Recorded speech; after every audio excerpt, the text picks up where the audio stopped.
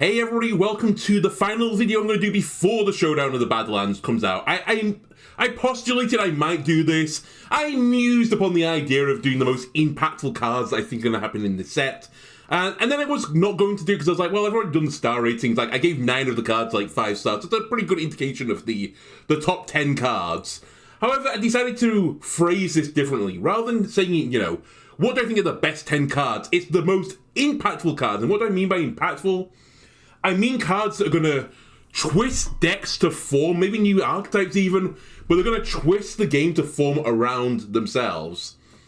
Which isn't quite the same as, is this the best card? For example, the mage spell, Heatwave, I gave 5 stars to, doesn't feature on my list. Because it's not really, it's not because of Heatwave that you're going to run Sith Mage, right? You're going to run Sith Mage because Sith is insane. You're going to run Reno Sith Mage because Reno's insane. So that's kind of where my logic has come from this. But obviously, a lot of the 5-star cards will be some of my higher rated cards in this most impactful card set. First, though, I want to give some honourable mentions to some cards that didn't quite make the cut. And this is mainly 3 cards that I think we'll see a lot of play in a lot of decks. And to be honest with you, to some degree with each one of these, might cause the deck to be slightly changed. So Dryscale Deputy lets you get a copy of a spell, and what's really nice is it's the next time you draw the spell, so that thing can die. It's literally the next time you draw the spell, so the effect will pay off eventually. This card might change your deck building ideas to reduce the number of spells in your deck so you get a copy of like the best spells in your deck. Also pretty good for the Highlander decks because they're going to be running singletons of spells, and you might want a duplicate of one of your spells. Nice little value card, and I think it's just going to slot into a lot of decks, so honourable mention to the Deputy. Kobold Miner, I don't think Excavate's going to work particularly well for a lot of decks, except for Warlock. I think Warlock will be the one exception. I think people will try Rogue, and then it's going to be like the usual contraband Rogue stuff that you're going to get the odd game where you just roll someone, and you get the odd, I say the odd game, you're going to get like 5 of the 6 games where you get rolled, so you're going to be discovering spells that you just don't want. Either way, I think Kobold Miner might just slot into all of these excavation decks. Death Knight will probably try it with their package. I don't think anyone's going to really run the mage package, but, Kobold Miner will be in there. It's like the one common factor between all these excavate decks is they'll run the Kobold Miner. It's a nice, easy card to slot in. And even, honestly, if you're not in an excavate package, it's 2 mana, 1/1, draw a card. It's like an arena card, I would say, but, maybe. Maybe if Excavate is better than we think, other decks might slot it in. And then finally, Azurite Chain Gang. So, if you get the Quick Draw off on this, as well as the Battle Cry, it is insane value. It's 4 mana, 6/9 Taunt in stats. Then, there's a lot of decks out there right now looking at buffing, Taunt minions, just buffing minions in general for, Hunter. And I think, and also, Druids can do it to some degree as well with certain cards. I think all combined, Azurite Chain Gang will find its way into a lot of different scenarios. Some scenarios where you're going to try and buff it to get even more value. Situations where you might want to bounce it back to your hand to get another, go at the quick draw effect. I think it'll go into control decks as well just to slow your opponent down because there's a pretty big wall to put in front of them. Again, I don't think it's going to impact too much how you're going to build your deck. It's something that's going to slot in as your 26th to 30th card in the deck. So these 3 cards get honourable mentions. Now, to prove a point about my star ratings not, necessarily meaning that they hit the impactful scale, number 10, I've got Showdown, a card I called the worst epic of the set, and possibly one of the worst cards ever printed, I believe. So, I have some explaining to do. And the explaining to do is, I didn't quite see what some of the pro players saw, and you may have seen this if you watched the Theorycraft streams.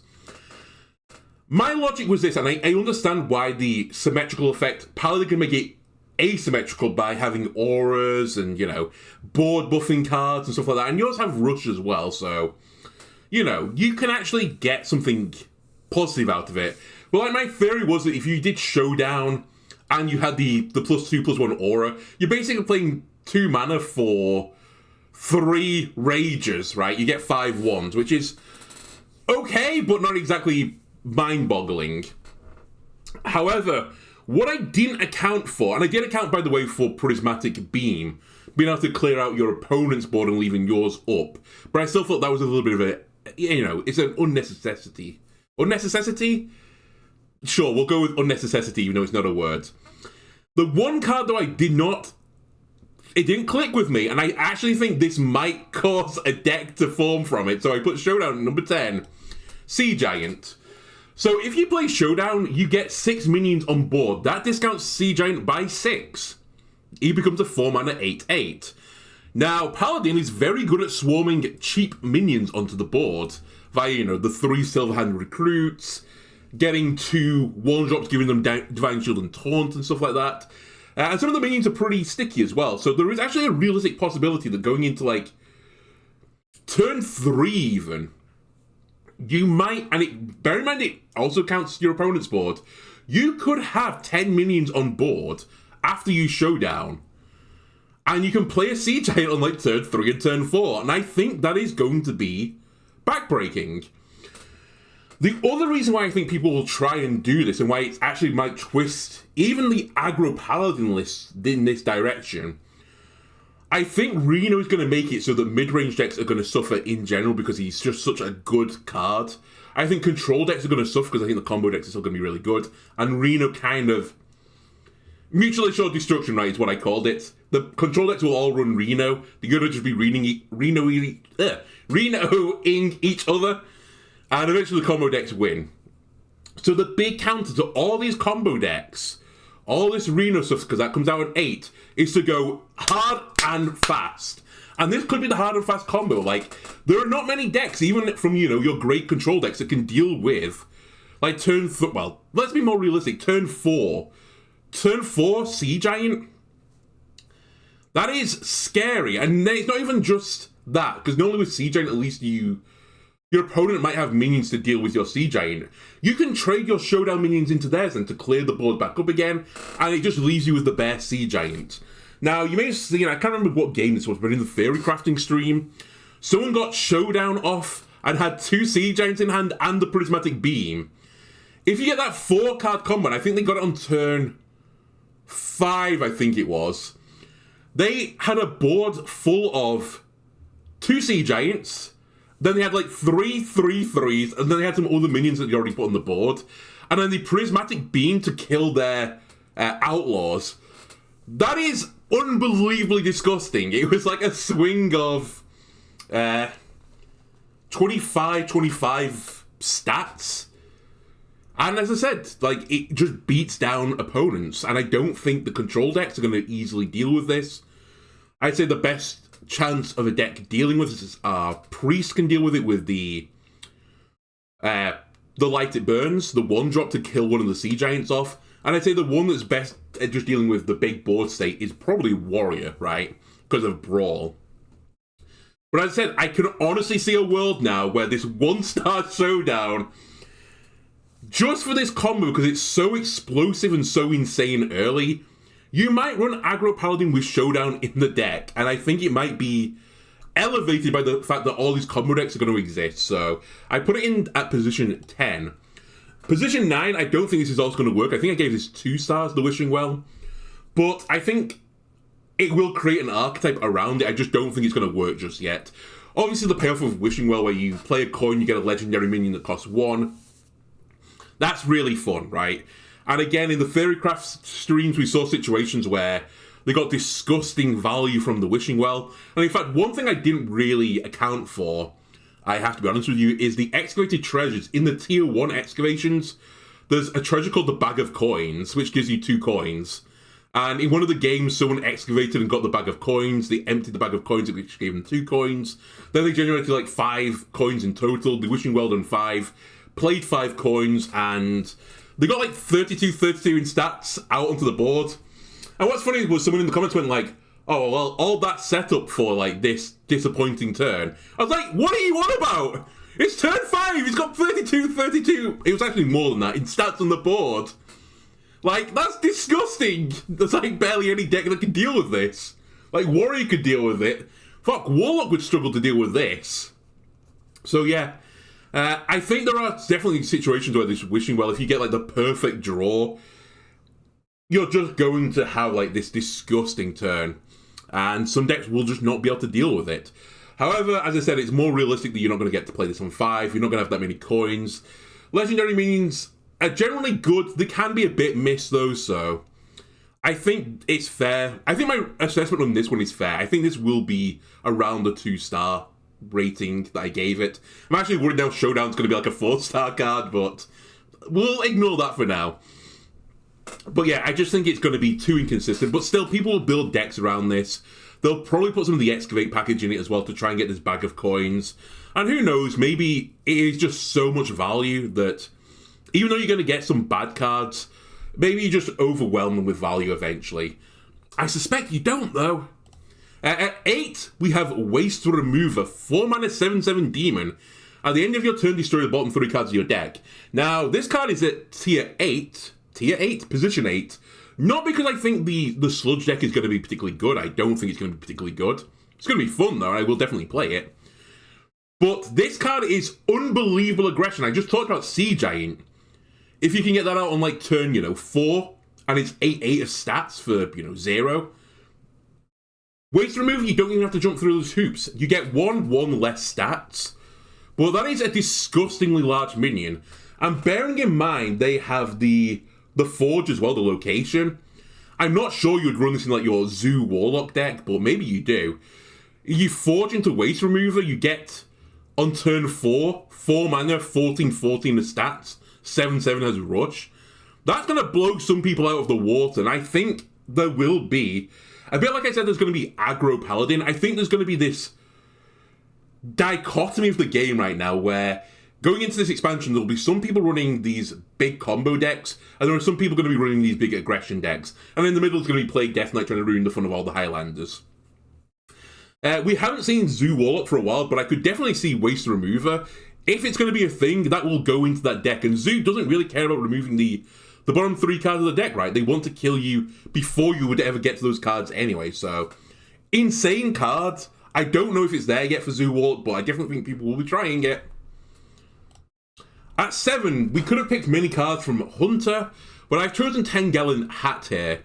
Mainly because I think it's going to go into a lot of the Hunter decks. There's going to be Beast Hunters, there's going to be Highlander Hunters that are going to have the Beast package, there's going to be Value Beast Hunters, Big Beast Hunters, and I think all of them will run this 10-Gallon Hat. Hunter is lacking a little bit of card draw right now, and this is guaranteed card draw, and it shooters for the minions specifically, which is typically good for Hunter, because the beasties are normally fairly good minions. You don't even have to be a beast, by the way, but I think it will run with the Beast package typically, as they often have good payoffs for having improved stats. And indeed, some of the cards that were added to this set only give you the payoff if you have like higher attack stats and stuff, so I think 10-Gallon Hat is going to slot into a lot of these new Hunter archetypes, and I actually think it's going to make some of these archetypes a little bit stronger. When I was doing my reveal video for Hunter, the 10-Gallon Hat came out a bit later after I was about to publish a video, and I just bolted this onto the end. But I felt not underwhelmed by what the Hunter package had, but I was like, is this enough? When like going through the deck, it's like, nah, it probably is, but it feels like it's missing a piece, and this was the piece of the puzzle. Gives you draw, gives you +1/+1, and it's, it's persistent because you death rattles on the minion to get another 10-Gallon Hat. Sure, you can be silenced, it can be bounced back, but there's not a lot of silence in the game right now, so I think within reason you're going to get a few triggers of 10-Gallon Hat. And I think Beast Hunter will be a thing, so slots in at number 7. Number 6, this might be a surprise to some people. I think this card has split the community a little bit. There's a lot of people that thinks it's awful, and Demon Hunter won't be playable, at least the Highlander Demon Hunter won't be playable. And then there are others I see that are saying, like, this might be the most impactful card in the set. So, why are people saying both of these things? Well, firstly, Demon Hunter's in a pretty weak spot right now. They were like, I think 10th of the 11 classes right now in terms of win percentages. And that kind of suggests that they haven't got a great pool of cards to choose from, right? Which means it's going to be hard to make a Highlander deck. Also, there's an unfortunate situation that one of the like the core archetypes, I suppose, right now for it is the relic package. And obviously you won't be running the relic package with this because they really want to have duplicates of those cards. So you're going to be really like clutching at straws for a Highlander deck. However, the payoff is going to be pretty big because, as I said, there's a lot of combo decks out there. And a lot of the combo decks, more importantly, are minion-based. And I think there's a realistic situation where Kurtrus could snipe out like the Azurite Snake, which I think is going to be in almost all Warlock decks at some point, the Excavation package.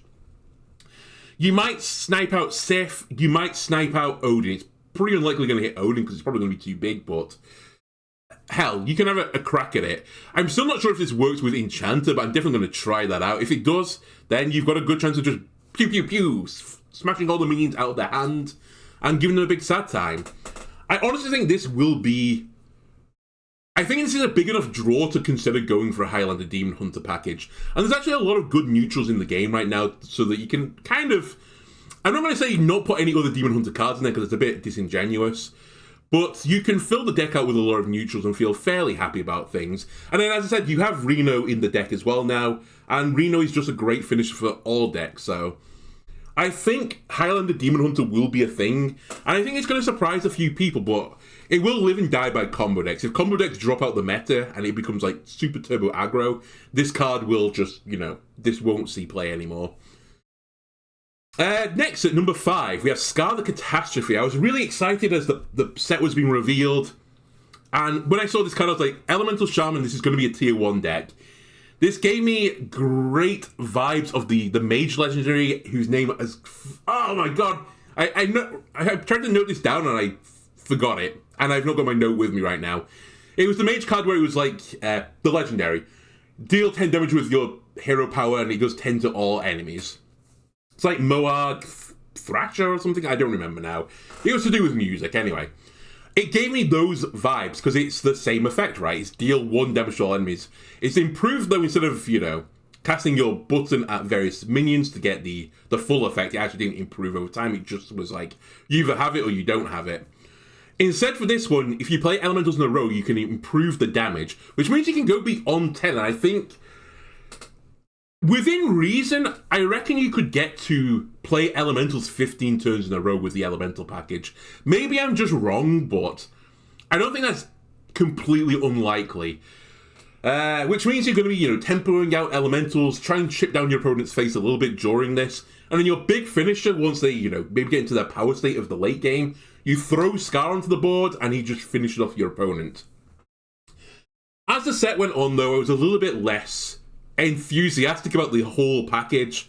I think there are better decks out there, but I still think a lot of people will be trying to play this Elemental Shaman. Currently, the only big Shaman deck I'd say that is played is the Nature Shaman package. I know Totem Shaman does see a little bit of play, but it's mainly lower down the ladder.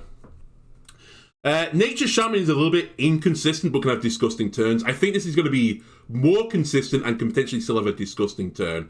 And maybe you can fit some of the Nature package in with this Elemental stuff. I'm not sure yet, but either way, I think this will pull the deck in a direction we haven't seen for some time. At number 4, Rheastraza. Druid probably got the hardest focus of any single class out there. They were like, the Hearthstone team was like, dragons! Druid are dragons now. I think 9 of the 10 cards, was it, or 8 of the 10 cards were dragon or dragon orientated. The big payoff for going Highlander was Rheastraza that gives you the Purified Dragon Nest. That's a big payoff because the Purified Dragon Nest lets you get a random dragon, I think, at the start of each turn. And it's kind of like, infinite value, and dragons are typically better than the average card. And Druid has a lot of really good dragons, so the pool of dragons is even better than it once was. However, I think people will be running this Highlander Dragon deck, don't get me wrong, and I actually think it will still be tier 2. With the emergence of Reno, though, immediately I took this out of tier 1, and I was like, okay, it's tier 2 now. Because if you put Reno on the board, the Purified Dragon Nest gets lost, and there goes your infinite value, and after that, what does the package have? And it's not that much. I mean, it has some really good mid-rangey turns, lots of big value in there, but typically big value doesn't, pay off in the end, sadly. So, I actually think the Highlander package won't be the best form of the Dragon Druid deck. What I think will be the best form, and this gets me to number 3, which is a joint 4-way tie. I think you won't run a Highlander Dragon Druid deck. I don't think Rhea Strasser is going to be a big enough pull to run that deck. What I do think will be a big enough pull, though, especially Splish Splash Whelp, Desert Nest Matron, and Dragon Golem. These 3 cards are actually potentially insane. I've also thrown Take to the Skies on here as well, because giving minions +1/+1, or dragons specifically, and shoestring for them is also going to be pretty important for this package. Splish Splash Whelp gives you a mana crystal. It's going to give you ramp plus a 2/1. That's pretty good value considering, gain an empty mana crystal is normally a 3 mana spell, just full stop. So it's 1 mana cheaper and you get a 2/1 on top of it. That's just value. The condition is having a dragon in your hand. You are going to fill that deck with dragons. That's not going to be a concern of the condition.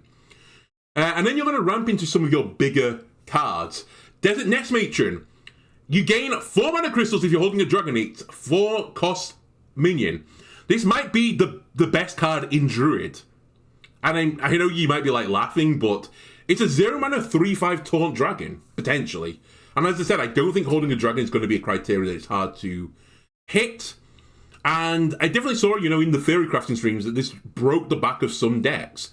You played maybe 2 Desert Nest Matrons out at the same time, plus another minion on 4 or something, and lo and behold, you have this giant board full of taunts. The aggro decks, they don't like it. Taunt, that's cheating. They have to break through your wall of dragons, and they don't have the value to do that. On the flip side, the control decks struggle to deal with these giant boards that come up early. Desert Nest Matron, sorry, I don't know why it's so hard to speak that term. It's coming out early enough that not a lot of the decks can actually deal with this, and it's stacking in such a way that it has a lot of health. So I think, again, Brawl Stonks are going to go pretty high, I think, for the Warrior side of things. Dragon Golem comes out a little bit later, and I think people will be able to deal with it a little bit more. However, there is a realistic possibility at that point in the game you might have 5 dragons in hand, not including the Dragon Golem. You may have used Take to the Skies to give it a +1/+1 buff, in which case you're looking at 20, 25 worth of taunt stats. That's a lot of value, right? And again, a bit like Drum Druid right now, some decks are going to have their back broken by that play. And what's even more frustrating about this play, sure, it's going to come up maybe a turn or 2 later, although you may have ramped into it fast enough, so maybe it won't be a turn or 2 later. But anyway, it's coming a bit later than Drum Druid. This combo is less susceptible to silence because the minion's lowest stat is still 3/4, right? Whereas your Drum Druid deck, they're 2/2s instead. So that extra 1 attack does make a pretty big difference, honestly. So I do think there is going to be a Dragon Druid out there. I think it's going to sit somewhere around tier 2. And you know what? Fair enough. Tier 1. I think it will be around that low tier 1, high tier 2 region. I don't think the Highlander package will be the better form. I think the non-Highlander version that ramps into big cards and you play, big Druid cards. Good old Ramp Druid coming back again, I think. In at number 2, again, I have a little bit of a... It's a bit of a cop-out because it's another tied for second. Moab, Drillfist, and Smokestack I've got at number 2. I think of all the excavation packages in the game that are coming out, Warlock has got the best one. The payoff is the best. Moab Drillfist is reasonably statted. 4 mana 4/5 is a death rattle, but it gives you a draw, and it has taunt, so people can't really ignore it. A lot of decks can't ignore it. And Smokestack, we already have a card in Warlock called Mortal Coil, and it's basically Mortal Coil but for excavation. Mortal Coil doesn't always see play, but it does sometimes sneak into standard decks, so neither of these cards are out of the realm of possibility of being played. And as I said, I think this will be a tier 1 deck because the Azurite Snake is disgustingly broken, and I would be shocked if it gets nerfed pretty goddamn quickly.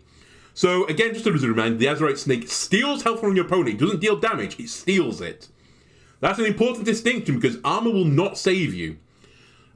Putting up your frosty shield for mages, that means you only take 1 damage at a time, doesn't work with the Azurite Snake. He will steal 10 health from you regardless.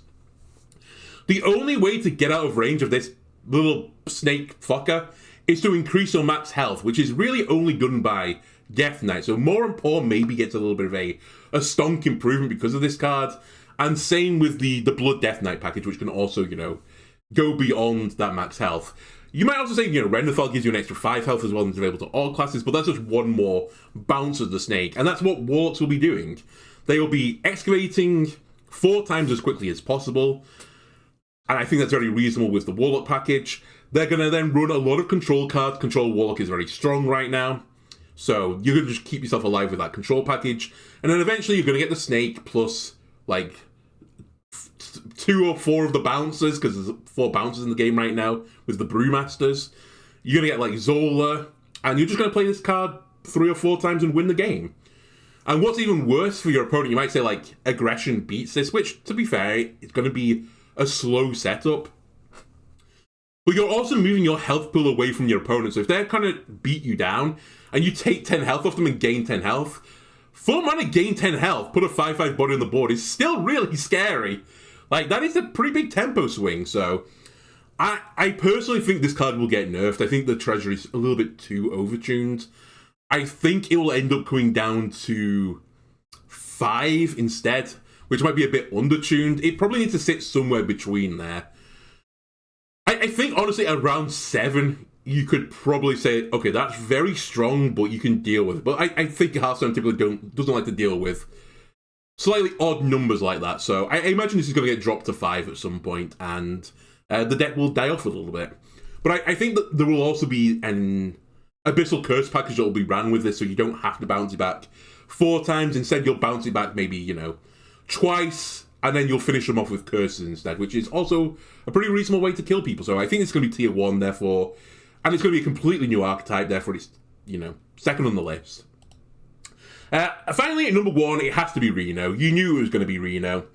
I didn't think it was enough draw to make almost any of the decks Highlander from the cards that were revealed until this bad boy came out. If your deck has no duplicates, empty the enemy board and limit it to 1 minion for a turn. It's High Noon!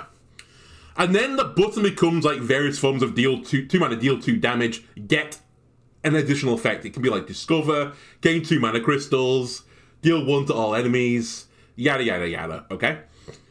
This card is insane. Truly, truly, truly insane. So, combo decks love it, control decks love it but will hate it, and any mid-range deck is going to cry when this comes out. It's such a huge tempo swing, and it can be used in a lot of versatile situations.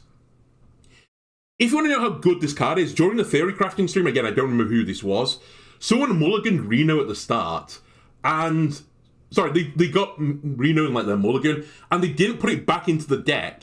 They kept the 8-drop from turn 1, which is basically saying, this card is so good, I'm going to hinder myself for 7 turns until I can play this card, because the payoff on, like, you know, turn 8 is going to be so big that it's worth it. And I think that is the best description I can have of this card.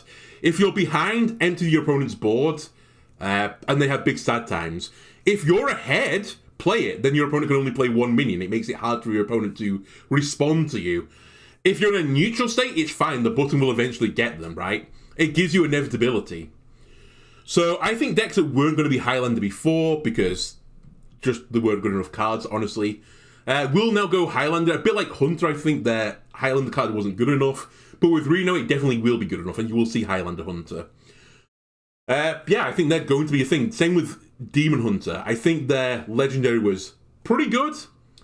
It would have been worth having a look at for the Highlander package, but Reno just took it to another level.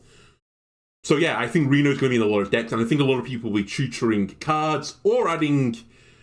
or will be playing Plague Death Knight to try and stop your deck being a Highlander so that you don't get the Reno effect off. But as I said, if you don't even get the Reno effect off, it's still a pretty goddamn good button, so...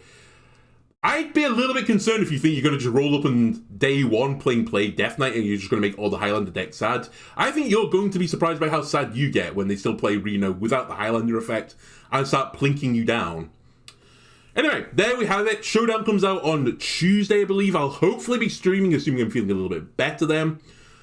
Yeah, and I've got a numerous amount of decks to play, including decks I think will be around tier 1, and decks I think won't work, but we'll still give them a go anyway. Yeah, anyway, thanks a lot for watching this. It means a lot to me, and I'll see you when the set comes out. Goodbye.